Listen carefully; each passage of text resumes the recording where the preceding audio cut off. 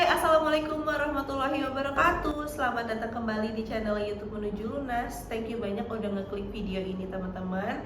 Terima kasih juga untuk teman-teman yang udah support dengan ngeklik subscribe channel YouTube ini. Dan gue berharap banget kalau memang teman-teman suka dengan videonya, bisa kasih like untuk video ini dan juga bisa komen ya apapun tentang hutang, kita curhat bareng.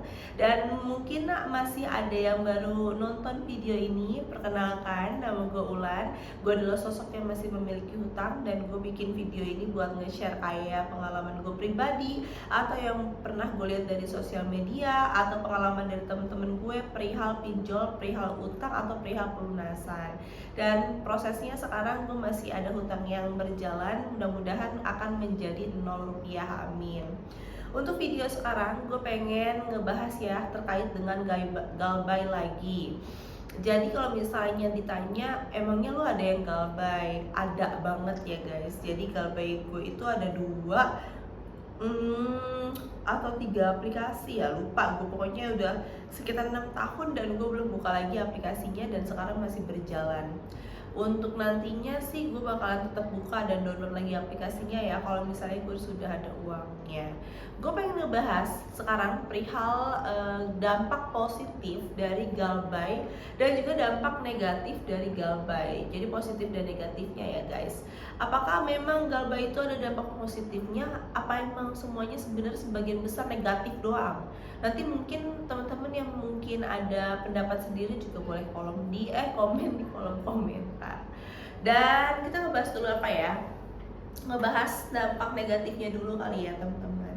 Dimana kalau misalnya teman-teman ada pinjol ataupun ada kartu kredit terus gagal bayar, biasanya kan itu karena banyak faktor ya, entah memang untuk ekonomi lagi kurang bagus atau lagi bener-bener banyak titik kita ngambilnya di pinjol-pinjol jadinya jadi sulit bayar, atau mungkin ada yang habis PHK dan lain-lain. Sebenarnya kan kita juga sebenarnya nggak mau galbay ya, tapi balik lagi kalau misalnya kita awal ngambil pinjol kan pasti kita harus tahu resikonya ya dari pinjol itu sebenarnya seperti apa. Memang dirasa awal-awalnya itu sangat-sangat membantu, sangat-sangat bisa diharapkan lah ya, karena kan kalau misalnya minjem sama orang itu terkadang kita nggak dikasih sedangkan kita posisinya lagi butuh. Tapi terkadang ada di fase dimana kita juga nggak ngontrol diri sampai kita akhirnya nggak sadar pinjaman yang kita punya itu ternyata bener-bener gede, bener-bener banyak di banyak platform dan juga gede banget bunganya sampai kita ada di titik galbay. Kalau misalnya teman-teman udah ngerasa seperti itu, buru-buru menurut gue sadar diri, atau kita benar-benar tahu kalau kita tuh sudah salah langkah. Jadi biasanya sudah ada di titik gali lubang tutup lubang juga kalau kayak gitu. Jadinya please berhenti sejenak, catat dulu hutangnya biar nantinya nggak malah lebih ngebludak atau lebih besar.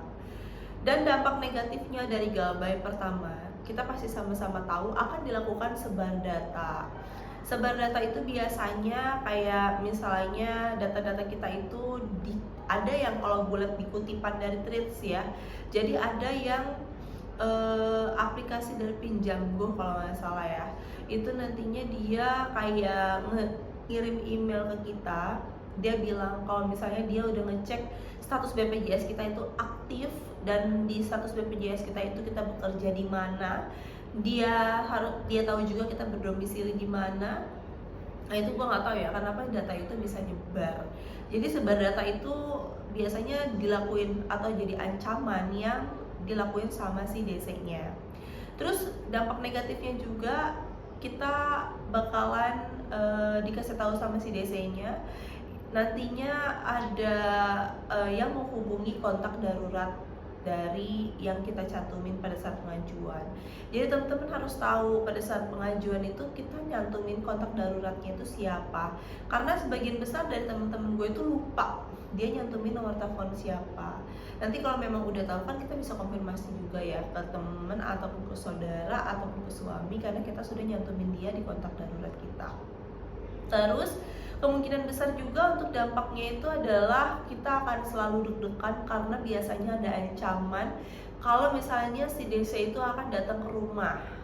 biasanya kalau misalnya teman-teman udah mikir kayak nanti datang ke rumah orang tua gue nggak tahu punya pinjol, gimana kalau misalnya orang tua gue tiba-tiba kaget denger anaknya punya pinjol, tiba-tiba ke orang tua gue sakit, tiba-tiba apa ya nerima malah tetangga gue dan nanya-nanya sama tetangga gue, tiba-tiba gue nanti ini itu nah itu ya dampak negatifnya memang akan menambahkan rasa resah, rasa gelisah, rasa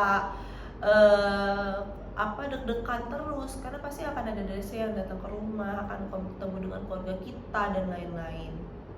Terus dampak negatifnya juga selain datang ke rumah, biasanya kita juga akan was-was kalau misalnya DC itu datang ke kantor, bener gak?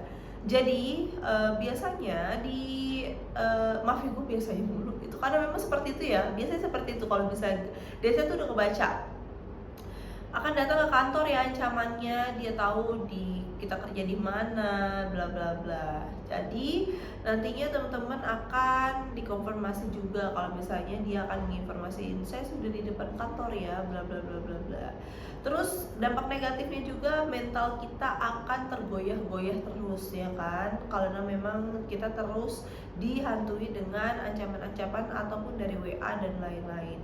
Kemudian dampak negatifnya juga kita akan ada ancaman seperti ancaman kalau lagi bekerja kerjaan kita jadi terganggu. Ada HRD yang memang memaklumi, ada HRD yang tidak memaklumi kondisi dari bawahannya atau tenaga kerjanya.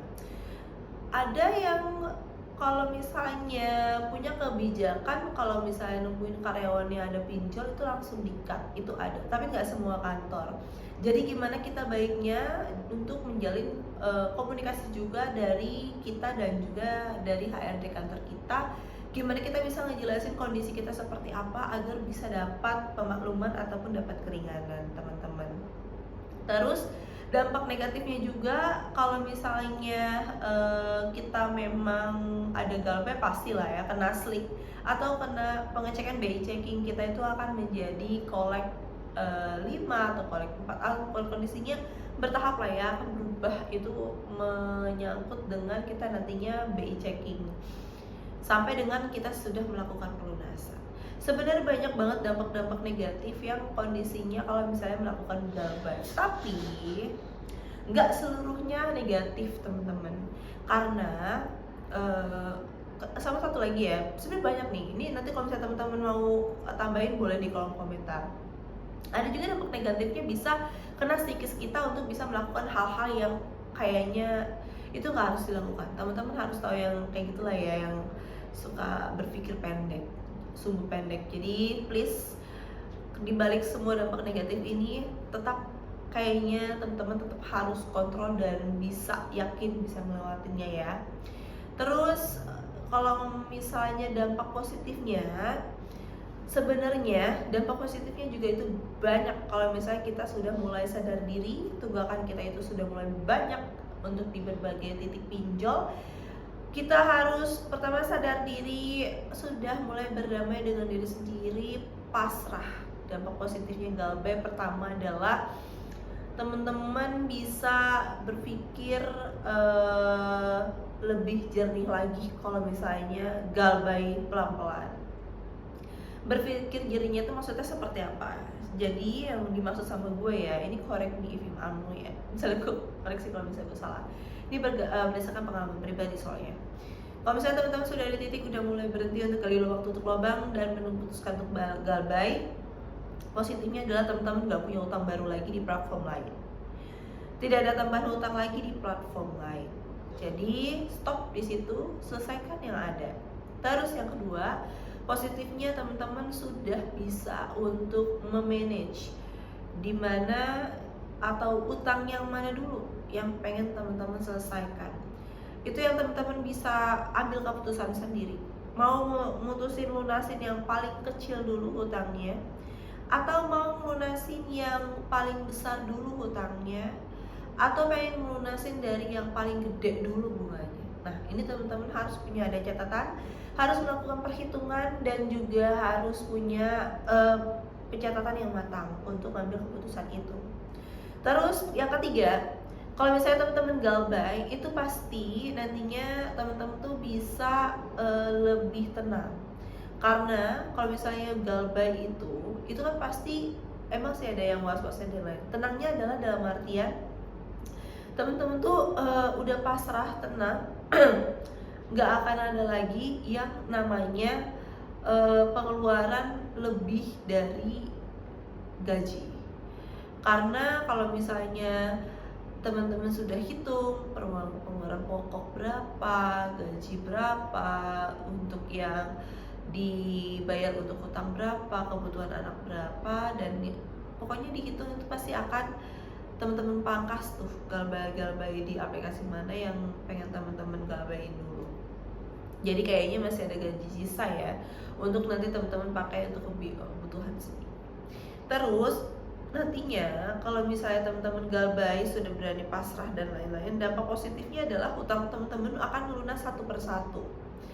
Memang tidak akan selalu bisa langsung bersamaan, tapi tetap akan lunas satu persatu. Yakin, itu pasti bisa ya. Karena kan kita ada tadi keputusannya mau yang mana dulu yang dilunasin. Nominal terkecil dulu kah? Nominal terbesar dulu kah? Atau bunganya yang besar dulu kah? Gitu. Kalau saran gue, kalau misalnya teman-teman ada tunaiku, ya tunaiku duluin, karena dia DC-nya rada-rada sangklek, gue juga gak terlalu suka. Terus dampak positifnya lagi, teman-teman juga lebih lega, dalam artian pasti secara mental, secara kan udah pasrah dengan diri sendiri ya, itu pasti akan lebih lega. Leganya seperti apa teman-teman rasain sendiri kalau misalnya nanti sudah melakukan galbay. Terus itu kurang lebihnya ya, udah agak tenang, nggak nambah utang lagi, jadi ada yang sedikit demi sedikit lunas. Dan teman-teman kalau misalnya galbay, saran gue beli atau ada handphone satu lagi aja buat komunikasi dan lain-lainnya, pakai nomor baru biar yang lainnya tuh yang WA itu nggak usah dibaca ataupun nggak usah dibuka-buka atau nggak disentuh lagi, dulu aja yang nomor yang nyangkut di pinjol-pinjol. Itu kurang lebihnya teman-teman dampak positif dan negatifnya ya. Mudah-mudahan sih kalau misalnya kita udah ngambil galbay, itu pasti teman-teman kan udah berpikir berkali-kali, jadinya mudah-mudahan sih bisa lebih baik lagi ya finansialnya, karena kan satu demi satu lunas. Yang penting pada saat kita memutuskan galbay itu nantinya tetap kita lunasin, jangan benar-benar kita tinggal, biar nantinya juga lega. Kalau misalnya sekarang nggak bisa dilunasin semuanya, galbaynya pelan-pelan aja. Itu aja teman-teman. Jadi mudah-mudahan video sekarang ini bermanfaat ya. Kalau misalnya ada yang posisi galbay, kita nggak sendirian kok. Kalau misalnya gue baca-baca untuk komentar, banyak juga yang lagi posisinya galbay dan kondisinya sudah bisa survive sampai dengan hatinya agak tenang karena sudah pasrah dengan keadaan dan tetap usaha untuk bisa melunasi semuanya. Doain gue juga ya teman-teman biar bisa lunas hutang sampai dengan 0 rupiah. Nanti gue janji pokoknya kalau misalnya gue sudah lunas semuanya, gue akan bikin giveaway, bahkan ngasih hadiah ke teman-teman semua, karena teman-teman juga yang bantu support biar gue semakin semangat bikin videonya, bikin untuk melunasi hutangnya dan lain-lain. Buat ya semuanya, semangat ya bun, kita pasti bisa kok melunasin.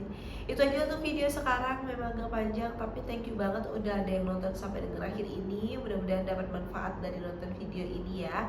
Gue ulang undur diri, wassalamualaikum warahmatullahi wabarakatuh. Jangan lupa subscribe, like, dan juga komen ya guys. Wassalamualaikum warahmatullahi wabarakatuh, bye bye.